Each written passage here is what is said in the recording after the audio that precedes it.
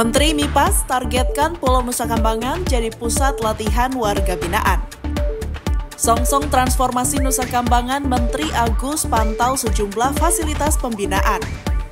Dorong percepatan kinerja, Dirjen Pas lantik Pimti Pratama dan pejabat administrator.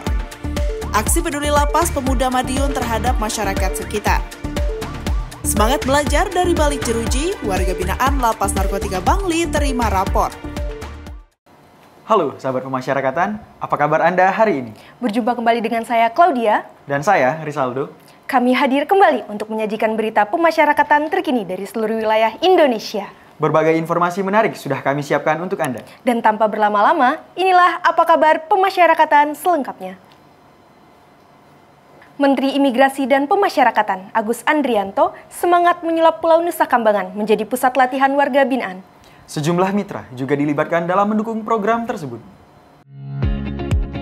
Guna memastikan kesiapan lapas di Nusa Kambangan menyongsong transformasi Pulau Nusa Kambangan menjadi pusat produksi pangan, Menteri Imigrasi dan Pemasyarakatan Agus Andrianto meninjau langsung kondisi sarana prasarana dan fasilitas di sejumlah lapas. Beberapa fasilitas yang ditinjau diantaranya kontrol room, kamar hunian, dapur, serta layanan kesehatan untuk warga binaan. Agus menegaskan Nusa Kambangan akan menjadi wilayah pemasyarakatan yang berorientasi pada pembinaan, sekaligus tetap menjaga keamanan tingkat tinggi bagi warga binaan dengan risiko tinggi. Pemeliharaan dan peningkatan kualitas sarana prasarana yang ada secara berkala dinilai penting sebagai upaya mendukung program rehabilitasi dan reintegrasi sosial warga binaan. UPT Pemasyarakatan di Nusa Kambangan diharapkan semakin siap menghadapi berbagai tantangan ke depan dengan menyeimbangkan program pembinaan dan pengamanan sehingga mampu menciptakan warga binaan yang produktif dan berdaya guna.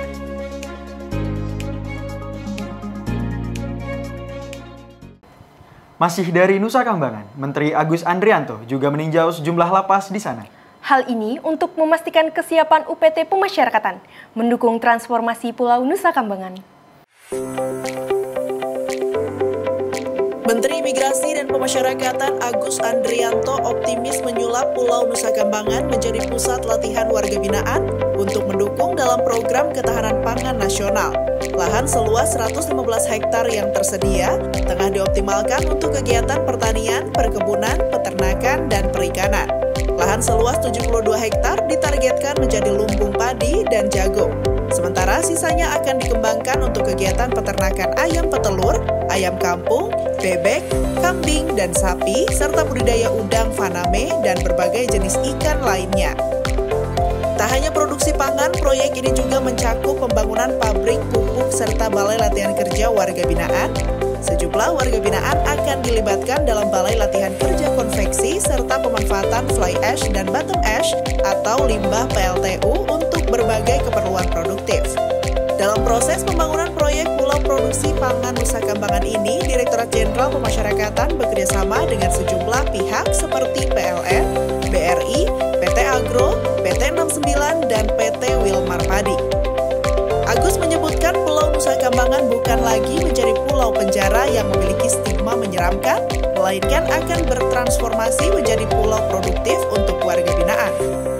Harapannya, program ini dapat menjadi bekal narapidana setelah menjalani masa pidana untuk berkontribusi dalam program pembangunan nasional. Direktur Jenderal Pemasyarakatan, Mas Hudi, lantik sejumlah pimpinan tinggi Pratama dan pejabat administrator. Pelantikan ini untuk memperkuat kinerja pemasyarakatan. Direktur Jenderal Pemasyarakatan Mas Hudi kembali melantik dan mengambil sumpah jabatan satu pimpinan tinggi Pratama dan 25 pejabat administrator di lingkungan Direktorat Jenderal Pemasyarakatan. Dalam acara yang digelar di Geraha Bakti Pemasyarakatan ini, Mas Hudi mengingatkan pejabat yang dilantik untuk sepenuh hati mengemban amanah baru.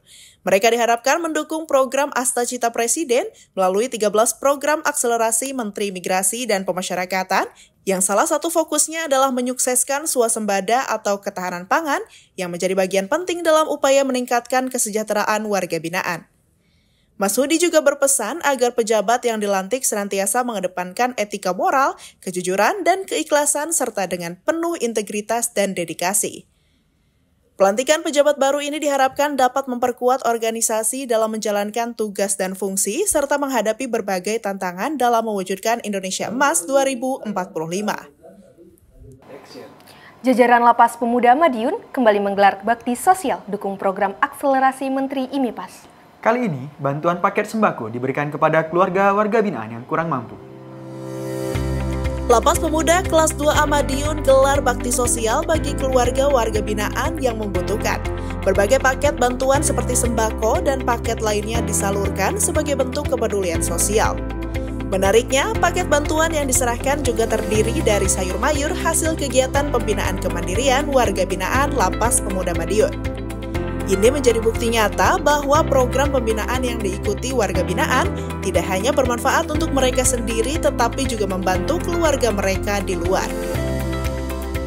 Bakti sosial ini juga menjadi bagian dari program akselerasi Kementerian Imigrasi dan Pemasyarakatan dalam meningkatkan kesejahteraan sosial. Lapas Pemuda Madiun memastikan bahwa keluarga warga binaan tetap mendapatkan perhatian dan dukungan, terutama bagi mereka dengan kondisi ekonomi kurang mampu. Kedepan, program sosial akan terus digalakkan sehingga kehadiran pemasyarakatan semakin dirasakan manfaatnya oleh masyarakat. Berada di balik jeruji tak menjadi halangan untuk mengejar pendidikan. Seperti halnya warga binaan Lapas Narkotika Bangli yang tetap semangat mengikuti program penyetaraan pendidikan. Sukacita dirasakan 23 warga binaan Lapas Narkotika Bangli yang baru saja menerima rapor hasil pembelajaran semester ganjil tahun ajaran 2024-2025. Mereka merupakan peserta didik program kesetaraan paket C. Momen pembagian rapor ini menjadi lebih spesial bagi 3 peserta didik terbaik yang berhasil meraih peringkat 1, 2, dan 3. Mereka menerima bingkisan sebagai bentuk apresiasi dan motivasi untuk terus belajar dan berprestasi. Penyerahan rapor ini bukan sekedar bentuk evaluasi terhadap perkembangan akademik, melainkan juga menjadi motivasi untuk mengejar dan menyelesaikan pendidikan yang mereka jalani.